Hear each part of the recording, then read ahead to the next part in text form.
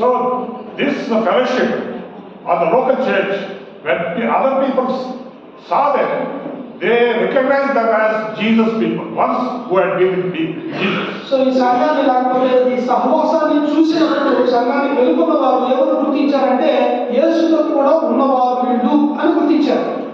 So one who had been with Jesus and learned the art of humility and obedience, and these are the people that will display pure love and real fellowship among one another. యేసుతో కూడా ఉన్నటువంటి వారు అధ్యయనత్వాన్ని విధేయతని అనేక విషయాలు యేసుతో దగ్గర నేర్చుకొని వాటిని ప్రదర్శించినప్పుడు ఒకరి పట్ల ఒకరు చూపించుకున్నప్పుడు బయట ఉన్న వారు ఆ విషయాన్ని గుర్తించారు. I have seen some fellowships at some churches where there is fellowship between one another, but it's a different kind of fellowship. నేను కొన్ని సంఘాల్లో సహవాసాన్ని నేను చూసినప్పుడు వారి మధ్య సహవాసం ఉంటుంది కానీ అదొక విధమైనటువంటి సహవాసం నేను గమనించాను. Suppose the church has 10 Reddy community converts. ఒకవేళ ఒక సంఘంలో రెడ్డి కులానికి సంబంధించినటువంటి విశ్వాసులు క్రైస్తవులు అనుకోండి, or 5 Brahmin converts. ఒక 5 బ్రాహ్మణ కులానికి సంబంధించిన వారు అనుకోండి. So these Reddy converts will try to form a group in the church. Reddy converts. So ఈ రెడ్డి కులానికి సంబంధించినటువంటి క్రైస్తవులు ఆ కులానికి సంబంధించిన వారితోనే ఒక గుంపుగా ఉండి సహవాసం చేస్తారు. Reddy WhatsApp group. Okay. Reddy WhatsApp group లాగా. So everybody who thinks they are from a particular community, it is a fleshly behavior. This is a fleshly behavior. Identify, try to have fellowship with other person on the basis of your past caste. కాబట్టి ఈ పూర్వము ఉన్నటువంటి కులాన్ని ఆధారం చేసుకొని వారి కులస్తులను గుర్తించి వారితోనే సహవాసం చేయటం అనేటువంటిది శరీర సంబంధమైనటువంటి ఆలోచన. In church, functioning on the lines of caste, it is nonsense. సంఘంలో కులాన్ని ఆధారం చేసుకొని ఈ విధంగా ఉండటం అనేటువంటి అర్థహీనం. Caste is not of the church. It is not of the church. It is of the world. It is of the evil one. కులం అనేటువంటిది అది సంఘానికి బయట లోకానికి సంబంధించినటువంటిది, అది దుష్టుడైన సాతానుకు సంబంధించినదిగా మనం పరిగణించాలి. And educated people try to have fellowship with educated people only. మరి చదువుకున్నటువంటి వారేమో చదువుకున్న వారితోనే సహవాసం చేయడానికి ప్రయత్నం చేస్తూ ఉంటారు. They don't try to come and say praise the Lord to an uneducated person who will be standing in a corner and looking here and there. ఎక్కడో ఫోన్ నుండి బిక్కు చూపులు చూసేటువంటి వారితోటి, తక్కువ చదువుకున్న వారితోటి, ఎక్కువ చదువుకున్న వారు ప్రైజ్ లార్డ్ అని చెప్పడానికి ప్రయత్నం చేయరు. So this is a very wrong attitude in a fellowship. ఇది చాలా తప్పుడు వైఖరి, సహవాసంలో కలిగి ఉండకూడని వైఖరి. How can there be real fellowship when we think in terms of all carnal and fleshly behavior? So ప్రకృతి సంబంధమైనటువంటి ఒక శరీర సంబంధమైనటువంటి ఈ వైఖరి కలిగి ఉన్నప్పుడు నిజమైన సహవాసం కలిగి ఉండలేదు. And then in the church there will be some people who thinks who has an attitude of holier than thou. I'm more holier than that person. కొంతమంది సంఘంలో నేను చాలా పరిశుద్ధము, ఇంకా వేరే వాళ్ళ అంత పరిశుద్ధం కాదు ఆత్మీయంగా అని కొంతమంది భావిస్తున్నారు. And that's another holy group. అది ఒక పరిశుద్ధమైన గుంపు. What is this? ఏంటి Is that not nonsense? ఇదంతా కూడా అర్థరహితం కదా. It is stupidity, nonsense. ఇది మూర్ఖత్వము, హాస్యాస్పదము. You can't behave like children.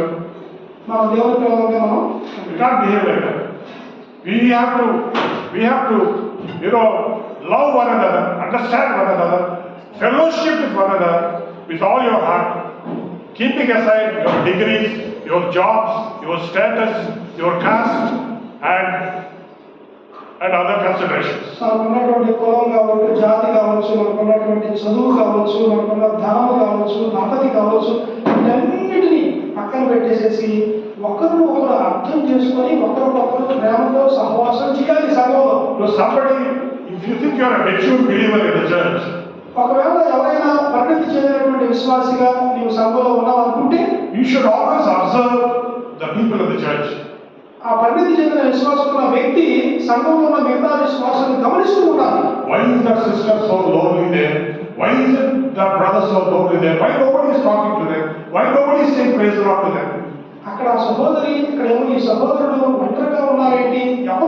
వారిని ప్రకటించట్లేదు ఏంటి అని ఆ విశ్వాసి గమనిస్తూ ఉండాలి. He should be, because if he says he is very mature and if he has the heart of a shepherd, ఒకవేళ కాపరి మనసు కలిగి ఉండి నేను చాలా పరిపక్వత చెందిన విశ్వాసిని అని ఎవరైనా అనుకుంటే సంఘంలో వారు ఎలాంటి విషయం గమనిస్తూ ఉండాలి. so if you are somebody who loves God, then you will have that kind of love and sympathy and consideration, kindness and softness towards such people. కాబట్టి దేవుణ్ణి ప్రేమిస్తున్నానని చెప్పుకునేటువంటి క్రైస్తవులుగా ఉన్నటువంటి వారు అలాంటి కనికరాన్ని జాలిని ఇతరుల పట్ల చూపించే వారు ఉంటారు. God loves the weakest person. దేవుడు బలహీనంగా ఉన్న వారిని ప్రేమించాడు. One who is weak in the heart, one who is weak in status, one who is weak in finances, one who is weak in social background. ఎవరైతే సామాజికంగా కానీ ఆర్థికంగా కానీ ఆరోగ్యపరంగా కానీ బలహీనంగా ఎవరైతే ఉంటారో అలాంటి వారిని దేవుడు ప్రేమించాడు. If we don't show that model in the fellowship, మరి సహవాసంలో దేవుడు చూపించిన మాదిరిని చూపించకూడదు. what is the meaning of fellowship? సహవాసం అర్థం ఏముంది? What is the meaning of fellowship? Fellowship లో సహవాసం అర్థం లేదు. Simply because you organize a love feast and you all eat together, that means you all love one another. Is that right? ప్రేమ విందులు ఏర్పాటు చేసుకుని అందరూ కలిసి చక్కగా భోజనం చేసేసి ఇది సహవాసం అనుకుంటే సరిపోదు. But real fellowship should be there. You should identify weaker persons, weaker in faith, not really growing up, and you should be sympathetic to them, bear with them, show patience, show love, show kindness, and act like another little pastor. So నిజమైనటువంటి సహవాసం అంటే ఒక నిజమైన కాపరి లాగా మనం ప్రవర్తించాలి. వారి పట్ల మనం ప్రేమను చూపించాలి. వారికి మనం సహాయం చేసేవారు ఉండాలి. ఎవరైతే బలహీనంగా ఉన్నారో అలాంటి వారిని గుర్తించి వారితో మనం సమయాన్ని గడపాలి, వారితో మాట్లాడాలి, వారికి కావాల్సిన విషయాలు ఏమిటో చూసుకోవాలి. అది నిజమైన సహవాసానికి అర్థం పట్టే విషయం. Now let me see another thing. మరొక విషయాన్ని చూపించాలనుకుంటున్నాను. My second point is Jesus had 12 disciples. యేసు ప్రభువుకు 12 శిష్యులు ఉన్నారు. It's a very peculiar band of people. వాళ్ళు చాలా ప్రత్యేకమైనటువంటి గుంపుకు చెందిన All 12 people with 12 opinions. 12 మంది శిష్యులు 12 రకాల అభిప్రాయాలు కలిగిన వారుగా ఉన్నారు. Different way of talking. వారి యొక్క మాట తీరంతా కూడా వేరు and different way of behaving. వారి యొక్క ప్రవర్తన కూడా ఒకరికొకరు స్వంతంగా లేని ప్రవర్తనలు. Peter comes and Peter thinks I am the leader of this band. పేతురు ఏమనుకుంటాడంటే ఈ 12 మందిలో నేనే పెద్ద లీడర్ నాయకుడు. So leader means I should boss over. కాబట్టి నేను అందరి మీద పెత్తనం చేసేవాళ్ళని అనుకుంటాడు పేతురు. And another 2 people, James and John, they come to Jesus privately and say, Jesus, we have a request. In heaven, when you sit on the throne, we who want positions on your right and left. ఇంకొక వేస్తున్నారు వాళ్ళేమో private గా వేసుకోవడానికి వచ్చి రహస్యంగా వేసుకోవడానికి వచ్చి మాకు ఒక చిన్న కోరిక ఉన్నది, పర్లాపం వెళ్ళినప్పుడు నీకు కుడి వైపు ఎడవైపు కూర్చుంటాను వాళ్ళు చదువుతారు. Just because we wanted to advance booking, కాబట్టి మేము వచ్చి అడుగుతున్నాం ఏంటంటే కొంచెం అడ్వాన్స్ గా రిజర్వేషన్ చేసుకుంటాం. So that you remember when we go to heaven, you don't forget. పర్లాపం వెళ్ళినప్పుడు మమ్మల్ని మర్చిపోమాక. What kind of requests are those? ఏంటి ఆ యొక్క అనుమతులు ఏమడుగుతున్నారు? And there are other people. ఇంకొక వేరే వాళ్ళు They start a discussion. వాళ్ళు చర్చించుకుంటారు. Who is the greatest? మనలో ఎవరు గొప్ప? Everybody says Peter is great. అందరూ పేరు గొప్ప అని అంటారు. But what about me? నా సంగతి ఏంటి? Don't you think I am great? నేనేమి గొప్ప కాదా? And what about Thomas? మరి థామస్ అంటే Others say Thomas is a weak believer. Thomas అనేవాడు బలహీనమైన విశ్వాసం. And he always doubts.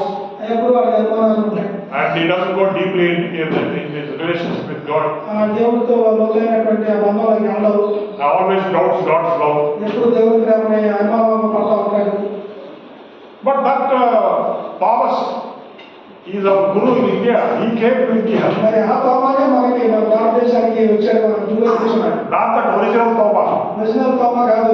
Totally transformed by the Holy Spirit. మొత్తం కూడా పరిశుద్ధాత్మ చేత సంస్కరించబడిన రూపాంతరం చెందిన Thomas. He is a different version of Jesus Christ. యేసు ప్రభు యొక్క మరొక రూపంలో మారిన Thomas. So even among these 12 people, different people want greatness, people want recognition, and people want leadership. People want to make advanced booking of greatness in heaven. ఈ 12 మంది శిష్యులను మనం చూస్తే ఇన్ని తారతమ్యాలు ఉన్నాయి, ఇన్ని భేషజాలు ఉన్నాయి, ఇన్ని భావోద్రేకాలు ఉన్నాయి, ఇన్ని రకాల తేడాలు మనం చూస్తున్నాం. ఒకడేమో నేను గొప్ప అంటాడు, ఇంకొకడేమో ఇంకొకటి అంటా ఉన్నాడు. ఈ విధంగా ఉన్నారు. And then Judas, మరి ఇకపోతే ఈయన చేసుకుని finance manager. ఆయనేమో ఆర్థిక శాఖ మంత్రి. Finance manager, and he always talks about finances. ఆయన ఆర్థిక అవకాశం చూసుకునే వ్యక్తి కాబట్టి ఎప్పుడు కూడా డబ్బు గురించి మాట్లాడతాం. And he always comes to Jesus and advises Jesus on what to do and how to boost up the ministry finances.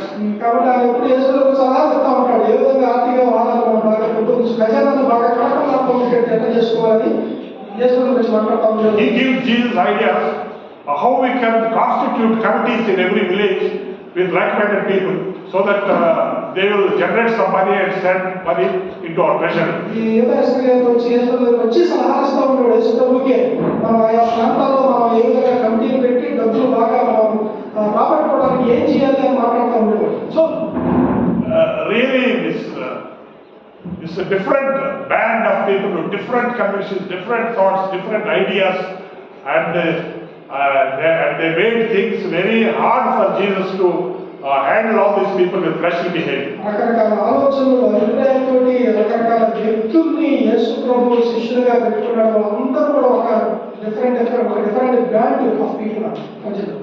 I don't know how many of you are watching The Chosen. The Chosen, there is a film called The Chosen. ఎంతమంది మీలో Netflix you can see that. Netflix అనేటువంటి దాంట్లో ఎంపిక చేయబడిన వారు అని అర్థం వచ్చేటువంటి చూసిన అనే సినిమా అందరం చూశారు. How many saw? ఇప్పుడు చూస్తాను. Oh God. The Chosen. You're so backward. మీరు చాలా వెనకబడిపోయారు. ప్రపంచంలో ఏం జరుగుతుందో మీకు తెలుసుకోవట్లేదు. 5 seasons వచ్చాయి. చూసన్ అనే సినిమాని అందరం చూశారు. అంటే See, this is far more greater than all, even the Passion of Christ.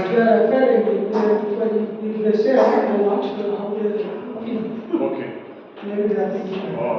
No, you must watch The Chosen. You go to Netflix. If you see that, it's very, very realistic. It talks to us, speaks to us. It is in great detail. You know, nobody has ever produced this. It is a series of, you know, in TV we watch serials, you know, episodes like that. So chosen అనేటువంటిది Netflix లో లభ్యమవుతుంది. మీరు దాన్ని తప్పకుండా చూడాల్సినటువంటి cinema. ఎందుకంటే అది చాలా వాస్తవికంగా అది తీయబడింది. అది ఎపిసోడ్స్ రూపంలో ఉంటుంది భాగాలుగా. Actually, if there is time during these 3 days, you can watch for half an hour of this while we can do it through this. I don't know if that is possible. Those are the best decide. అది సాధ్యం ఏదో లేదో నాకు తెలియదు, సమయం ఉంటుందో లేదో తెలియదు, కానీ ఒక అరగంట అయినా సరే ఇక్కడ స్క్రీన్ మీద కూడా If you see it, you will not leave it. అవకాశం ఉంటుంది. ఒకవేళ చూసిన నిష్కారం. It is like Bible in action, Jesus in action, and you see the reality of all these fleshly minded believers behaving in different ways. So ఆ సినిమాలో ఈ శరీర సంబంధమైన ఆలోచన కలిగినటువంటి వారు ఏ విధంగా ఉంటారనేటువంటిది చూపించబడింది. I think we are running short of time. I think 10 more minutes. Yeah. So this Jesus had fellowship with these odd people. ఈ 12 మంది భిన్నమైనటువంటి వ్యక్తిత్వాలు కలిగిన వారితో యేసు ప్రభు సహవాసం చేశారు. Now in the fellowship, let us be very honest. సహవాసంలో వారు నిజాయితీగా ఉండాలి. Sometimes we don't like to talk with some people because they seem to us odd behavior. సహవాసంలో కొంతమందితో మనం మాట్లాడాలి. ఎందుకంటే వాళ్ళు చాలా కష్టంగా కనిపిస్తారు. We speak to only, we say this is a very famous word, like-minded believers. ఒక ప్రఖ్యాతిగాంచినటువంటి ఒక మాట ఉన్నది ఏంటంటే సమాన సారూప్యత కలిగిన విశ్వాసులు అన్నట్టుగా అర్థం వచ్చేటువంటి ఏక మనస్సు కలిగిన వారిని. I don't know from where did they borrow this word, like-minded believers. ఈ like-minded believers అని ఏక మనస్సు కలిగిన విశ్వాసులు అనే పదం ఎక్కడి నుంచి తీసుకొచ్చారో నాకు తెలియదు. So that means, are we to ignore those who are not like-minded with us, those who do not see eye to eye, do not have the same opinion, do not have the same feeling like we feel? అంటే దాని అర్థం ఏంటి? మనలాగా చూసేవారు, మనలాగా ఆలోచించేవారు, మనలాగా మనసు కలిగిన వారు ఉండరు అనే అర్థం ఉందా? See, like-mindedness, we have to see only one thing. Like minded అన్నప్పుడు మనం భావ సారూప్యత ఏక మనసు అన్నప్పుడు ఒకటే మనం చూడాలి. we should find like-minded people who can pray together. That is okay. మరి కలిసి ప్రార్థన చేసే విషయంలో ఏక మనసు కలిగిన వారంటే అది ఓకే, సరైనదే. Now, assuming there are 100 people here, ఇక్కడ 100 మంది ఉన్నారు. if one makes an announcement, those who wants to join me in prayer, please join me. Then 100 will not come, only 10 people will come. ఇక్కడ 100 మంది ఉన్నారు అనుకోండి, ఇక్కడ ప్రకటన చేశారు అనుకోండి, ప్రార్థన సమావేశం ఏర్పాటు చేసి వచ్చి ప్రార్థన చేయండి అంటే అక్కడ 10 మంది స్పందించారు అనుకోండి ప్రార్థన చేయడానికి. So those 10 people, okay, you can call them like-minded. ఆ 10 మందిని మీరు ఏమనొచ్చు? ఏకాత్మ కలిగిన వారు అని కలవచ్చు. Like-minded for God. దేవుని కొరకు ప్రార్థించడానికి ఏకాత్మ కలిగి వచ్చారు అనొచ్చు. So that is okay. అది ఓకే, సరైనదే. But in the church, you cannot ignore somebody with whom you have differences of opinion, differences in social status, differences in financial status, differences in other gifts and abilities status. You cannot differentiate just because you have the upper hand over others. So సంఘంలో వచ్చేటప్పటికి భిన్నమైన తలంతులు, భిన్నమైన వరాలు కలిగిన వారు ఉంటారు, భిన్నమైన పరిచయం చేసేటువంటి వారు ఉంటారు.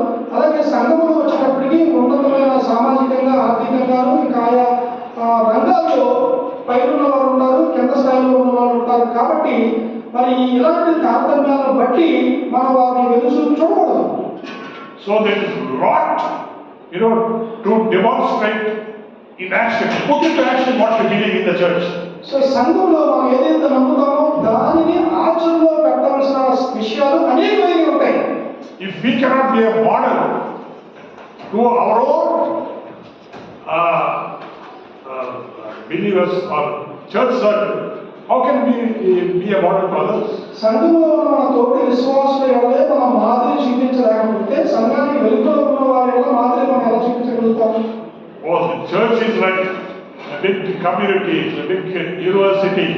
People from all walks of life come here, but we have to learn how to mingle with them, how to talk to them, how to love them, how to oversee and overlook their weaknesses, overlook their faults, overlook their actions, and how we should put up with them and yet love them, put up with them and yet love them.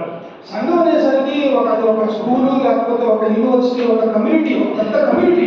దాంట్లోకి భిన్నమైన వ్యక్తిత్వాలు కలిగినటువంటి వారు, భిన్నమైన వ్యక్తులు దాంట్లో ప్రవేశిస్తారు. వచ్చినప్పుడు వారు ఉన్నటువంటి ఎన్నో బలాలు, బలహీనతలు, ఎన్నో లోపాలు ఉంటాయి. వాళ్ళన్నింటినీ కూడా మనము పక్కన పెట్టేసి వాళ్ళందరినీ కలుపుకొని ముందుకు వెళ్ళాలి. బలపరుచుకుంటూ అందరినీ కలిసి మనం ప్రయాణం చేయాలి. See, in a family suppose there are 2 daughters or 2 sons. మీ యొక్క కుటుంబంలో 2 కూతుర్లు కానీ లేదా కొడుకులు కానీ ఉన్నారు అనుకోండి. So are the 2 daughters alike? They think the same way? No. వాళ్ళిద్దరూ ఆడపిల్లలు ఒకే విధంగా ఆలోచిస్తారా? ఆలోచించరు. One is silent, other talks so much. ఒకరేమో కలగా మాట్లాడుతుంటారు, ఒకరేమో నిశ్శబ్దంగా ఉంటారు. And one is very active, other is very low profile. ఒకరేమో చాలా చురుకుగా ఉంటారు, మరి ఇంకొకరేమో నిశ్శబ్దంగా కాముగా ఉండి పని చేసుకుంటూ ఉంటారు. One likes black color, other likes green color. ఒకరేమో నలుపు రంగు ఇష్టం అంటారు, ఇంకొకరేమో పచ్చ రంగు ఇష్టం అంటారు. Every opinion is different. కాబట్టి ఆ ఇద్దరిలో అభిప్రాయాలు పూర్తిగా విభిన్నంగా ఉంటా ఉంటాయి. But yet they live together. అయినా కానీ వాళ్ళిద్దరు కలిసి ఉంటారు ఒకే కుటుంబం. Isn't that true? ఇది నిజం కాదా? So why can't it be the same in the church? మరి సంఘంలో కూడా అలా ఎందుకు మనం ఉండలేము? Because church is a larger family. మరి సంఘం ఉన్నప్పుడు అది చాలా పెద్ద కుటుంబం. And that is a training ground for every child of God in the church. Training ground. సంఘంలో ఉన్న ప్రతి విశ్వాసికి, క్రైస్తవునికి, శిష్యునికి అది ఒక శిక్షణ కేంద్రం. That is a lively training ground, practical training ground. And even though you meet once or twice in a week, it is still a training ground. You can learn a lot if you really are serious about your Christian life, your love life with God. And again I repeat, your Christian life is 24-hour job. So సంఘం అనేటువంటిది అది ఒక శిక్షణ శిబిరం లాంటిది. అది ప్రతి క్రైస్తవునికి కూడా జీవిత కాలము అది శిక్షణ కేంద్రంగా ఉన్నది. కాబట్టి అది వారానికి ఒకసారి 2 సార్లు కలుసుకున్నప్పటికీ కూడా అక్కడ అభ్యాసం చేసేటువంటి ఎన్నో విషయాలు ఉంటాయి. మరొకసారి చెప్తున్నాను, క్రైస్తవ జీవితం అనేది జీవిత కాలము మనం జీవించేటువంటిది. We see in Philippians 2, 1 and second verse maybe. Philippians 2nd chapter, ఫిలిప్పీయులకు రాసిన పత్రిక 2వ అధ్యాయము 1 and 2 verses. ఫిలిప్పీయులకు రాసిన పత్రిక 1 and 2 2వ అధ్యాయము 1-2 వచనాలు, ముఖ్యంగా 2వ వచనం. కావున క్రీస్తులకు ఏ హెచ్చరికైనను, ప్రేమవలన ఆదరణైనను, ఆత్మయను, ఏ సహవాసమైనను, ఏ దయారసమైనను, వాత్సల్యమైనను ఉన్న ఎడల మీరు ఏక మనస్కులగునట్లుగా ఏక ప్రేమ కలిగి ఏక భావము గలవారుగా ఉండి ఒక్క దాని యందు మనసు ఉంచుచు నా సంతోషమును సంపూర్ణము చేయండి. కక్ష చేతనైనను వృతాతిశయం చేతనైనను ఏమీ చేయక వినయమైన మనస్సు గలవారే ఒకరినొకడు తనకంటే యోగ్యుడని ఎంచుచు. This point, ఒకరినొకడు. Yes. ఒకరినొకడు తనకంటే యోగ్యుడని ఎంచుచు.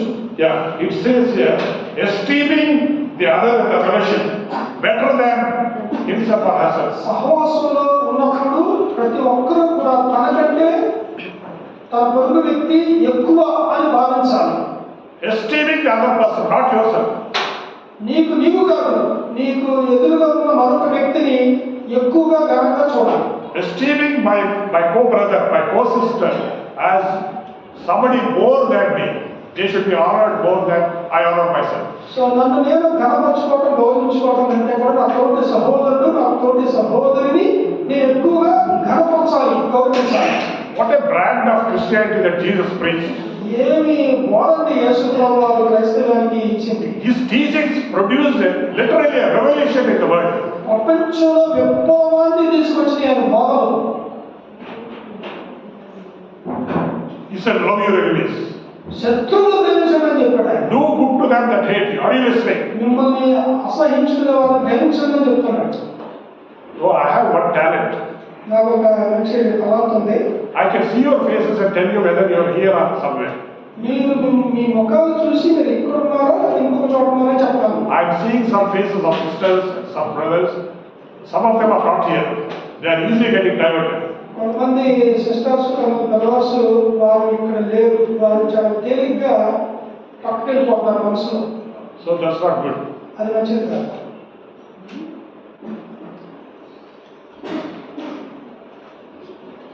So we have to esteem others more than us. మనకంటే కూడా మన పొరుగు వారిని మనం ఎక్కువగా ఘనంగా గౌరవంగా ఎంచాలి. We should not have this problem of who is the greatest. మనకి ఎవరు గొప్ప అనేది We should not have this problem of మనకి who is the greatest. ఎవరు గొప్ప మనలో అనేటువంటి సమస్య మనలో ఉండకూడదు. Yes, we have to deal with that. మనం దాని సంగతి చూడాలి. Yes, that sister, that brother, oh, he sings, but he doesn't sing up to the mark. ఆ సహోదరుడు ఆ సహోదరి పాట పాడతారు కానీ అంత ఏమీ కాదులే. It is full of Shruti. అది మొత్తం కూడా శృతిబద్ధంగా లయబద్ధంగా అంతగా లేదు, ఏదో పాడారు. Whereas I sing so well, but they don't learn from me. నేను పాడతాను, నేను అంతా శాస్త్రోక్తంగా చక్కగా పాడతాను, వారు నా దగ్గర నుంచి నేర్చుకోవాలి. So this cannot be the attitude in the church. సంఘంలో ఎలాంటి వైఖరి ఉండకూడదు. That you are great or somebody else. You have to recognize the talents and gifts in others. ఆ ఇతరులో ఉన్న తలాంతుల్ని, ఇతరులో ఉన్న పరిశుద్ధతలను గుర్తించాలి. And you should be able to go to them, shake their hand and say, oh, you sang that song so well, you're so gifted. And when you're singing, the Holy Spirit is moving. Can you say such kind of words?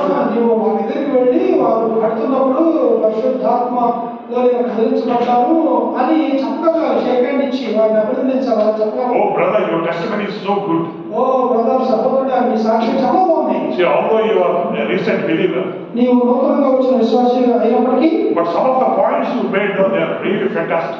కొన్ని నువ్వు చెప్పిన చూడు, అవి చాలా బాగున్నాయి. Can we say that? మనం అలా చెప్పగలము. If we are not practical on this front, how can we build a real fellowship above the fellowship? మనము ఇలాంటి విషయాల్లో మనం ప్రాక్టికల్ గా లేకపోతే సహవాసం మనం ఎలా కట్టుకోగలం? That's why if we can follow all the things that we have mentioned today, Christian life is a revolutionary life. What you do and wherever you go, you will produce revolution. You will trigger revolution. కాబట్టి మనం ఇక్కడ చూసినట్లుగా చెప్పుకున్నట్లుగా మనం ఎప్పుడైతే అలా చేయగలుగుతామో అప్పుడు క్రైస్తవ జీవితం అనేది విప్లవాత్మకంగా ఉంటుంది. నువ్వు ఎక్కడికి వెళ్ళినా నువ్వు పేల్చేలాగా ఉంటావు. ఒక విప్లవాన్ని తీసుకొచ్చే వ్యక్తిగా ఉంటావు. Finally, చివరిగా the third point is Philippians 2:15.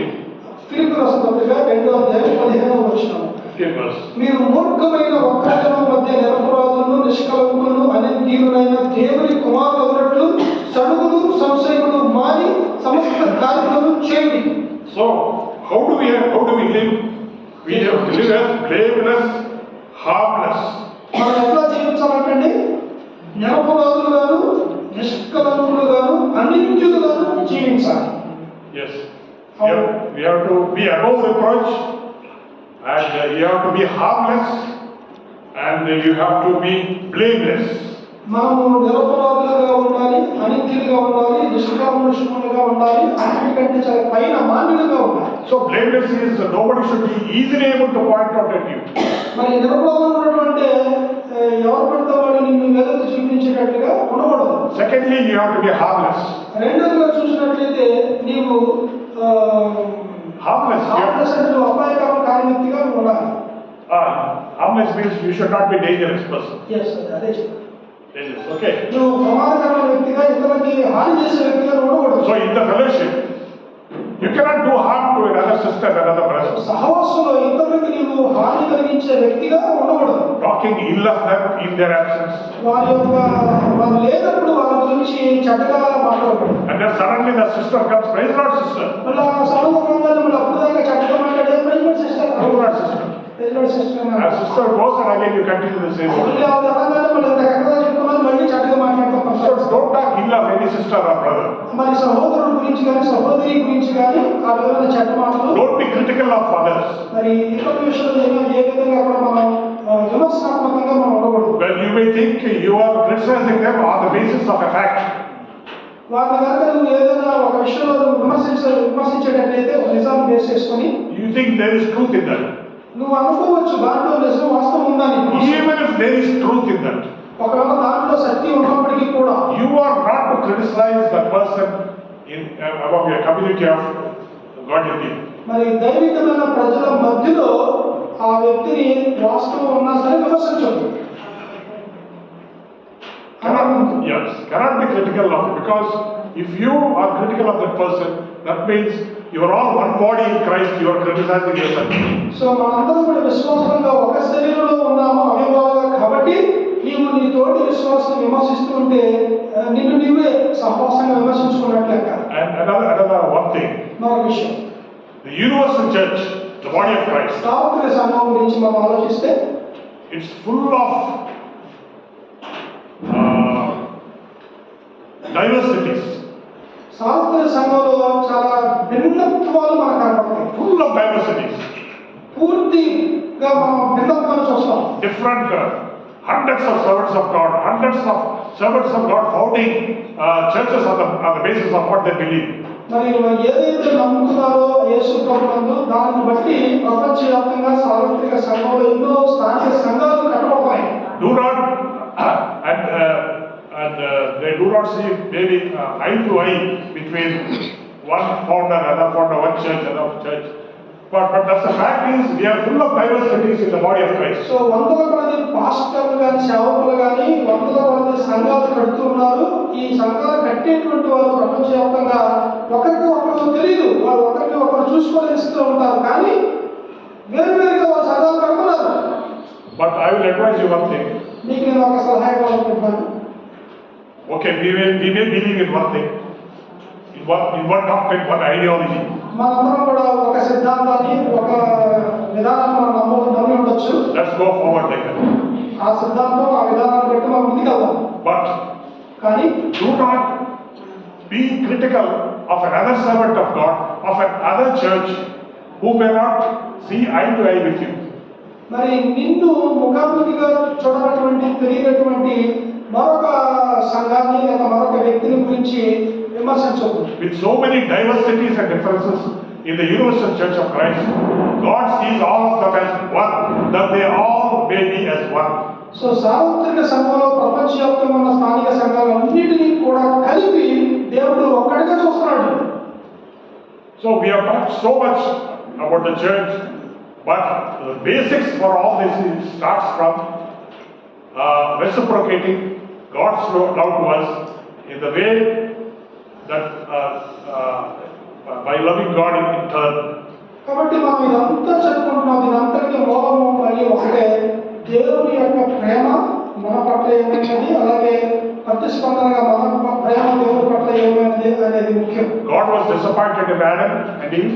ఆదాము అవ్వల విషయంలో, ప్రేమ విషయంలో ఆయన నిరుత్సాహపడ్డాడు. God was disappointed in Israel. ఇశ్రాయేలు దేశం విషయంలో కూడా దేవుడు ప్రేమించాడు, కానీ ఆ ప్రేమ And now don't let God be disappointed with the body of Christ. ఇప్పుడు క్రీస్తు సంఘంగా ఉన్నటువంటి మన విషయంలో దేవుడు నిరుత్సాహపడేటట్టుగా, బాధపడేటట్టుగా మన ప్రేమ దేవుడి పట్ల ఉండకూడదు. You know, sometimes when I go outside,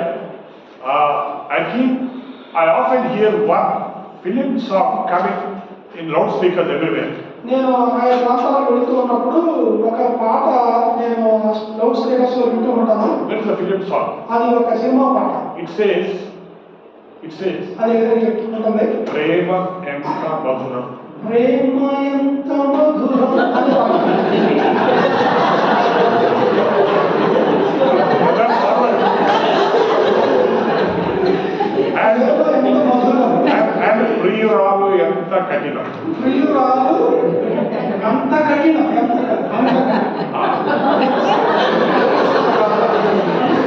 ప్రేమ ఎంతో మధురం, ప్రియురాలు Ento Kadinam. ఎంతో కఠినం. But when I keep hearing that song, I feel it is true. నేను ఆ పాట వింటున్నప్పుడు ఆ పాట నిజమే అని అనిపిస్తున్నాను. Priyuralu is always Kadinam. ప్రియురాలు ఎప్పుడు కూడా కఠినమే. But who is that Priyuralu? ఎవరు ఆ ప్రియురాలు? Sangam, సంఘమే, body of Christ. క్రీస్తు సంఘం మనమే. దేవుని ప్రేమ ఎంత మధురం, దేవుని ప్రేమ ఎంత, ప్రియురాలు మనస్సు ఎంత కఠినం. సంఘం అనే ప్రియురాలి మనసు అంత కఠినం. It is the body of Christ is hard-hearted towards God. క్రీస్తు సంఘంగా ఉన్నటువంటి శరీరము దేవుని పట్ల అంత కఠినంగా ఉంది. But God is very upset, very disappointed. దేవుడు చాలా నిరాశపడిపోయాడు, నిరుత్సాహపడిపోయాడు. Will we continue to disappoint Him? మనం దేవుడిని ఇంకా నిరుత్సాహపరిచే విషయంలో కొనసాగుదామా? Even after understanding the depths of God's love, won't you love Him back with all your heart, mind, soul, and strength? దేవుని యొక్క లోతైన ప్రేమను మనం అర్థం చేసుకుని అనుభవించిన తర్వాత కూడా మనం దేవుని ప్రేమించే విషయంలో విఫలమైపోవడం. Don't be hard-hearted towards someone who loves you so much. నిన్ను ప్రేమించే వ్యక్తి పట్ల నువ్వు కఠినమైన హృదయాన్ని కలిగి ఉండొద్దు. Don't be hard-hearted. కఠినమైన హృదయం కలిగి ఉండొద్దు.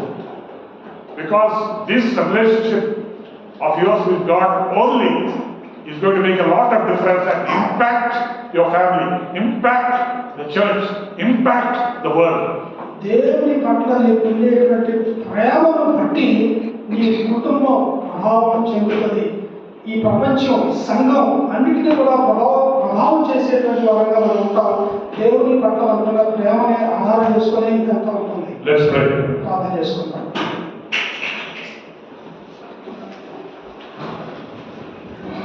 Holy Spirit, Lord. పరిశుద్ధాత్మ దేవుడా, Sometimes we think we are so fine in your faith, నీ విశ్వాసంలో మేము బాగానే ఉన్నామని ఒకసారి అనుకుంటూ ఉంటాం. but how hard-hearted we are towards you. కానీ ఈ విషయంలో ఎంత కఠిన హృదయాలు కలిగి వారు నాయన. How hard-hearted, ఎంత కఠిన హృదయాలు. oh Lord, at this time. ప్రభువా, ఈ సమయంలో You spoke to us several things. అనేక విషయాలను మాతో మాట్లాడుతూ వచ్చావు నాయన. But if at all we have to make a difference in this world, ప్రభువా, ఏమైనా ఒకవేళ ఈ లోకంలో మేము ప్రత్యేకతని తీసుకురావాలని చూడాలనుకుంటే, and if at all there is any one thing that we have to do and we are lagging behind, ప్రభువా, ఏదైనా మేము చేయవలసింది మేము చేయకుండా ఉంటున్నట్లయితే కనుక, then It is this word, help me Lord, help me Lord, break my hard-heartedness, మా యొక్క కఠిన హృదయాన్ని నీవు పగలగొట్టున్నాయి. make me sensitive to the Holy Spirit, పరిశుద్ధాత్మ పట్ల నేను సున్నితంగా ఉండడానికి సహాయం let చేయి. my heart melt for you. ప్రభువా నీ కోసం నా హృదయం కరిగిపోవడానికి సహాయం చేయి. Lord visit me, ప్రభువా నన్ను దర్శించండి. Lord visit me, ప్రభువా దర్శించండి. Lord visit me, ప్రభువా దర్శించండి. never leave me, నన్ను విడిచిపెట్టొద్దు. never forsake me, నన్ను విడిచిపెట్టొద్దు. help me to love you, ప్రభువా నిన్ను ప్రేమించడానికి నాకు నేర్పించండి.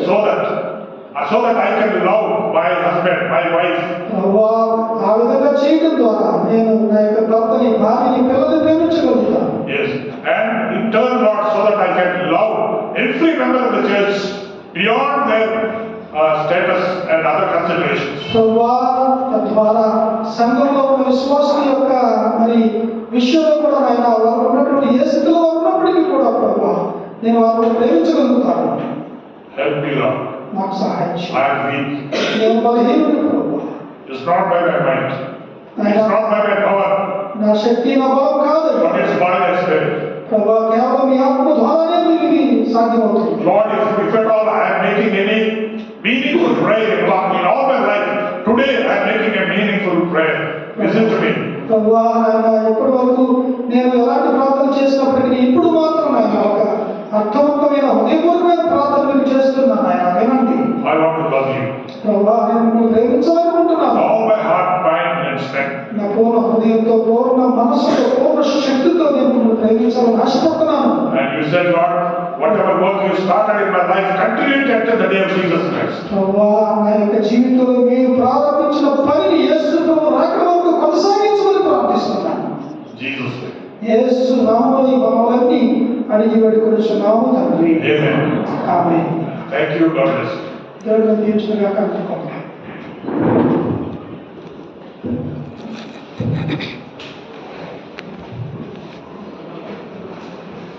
Thank you, brother.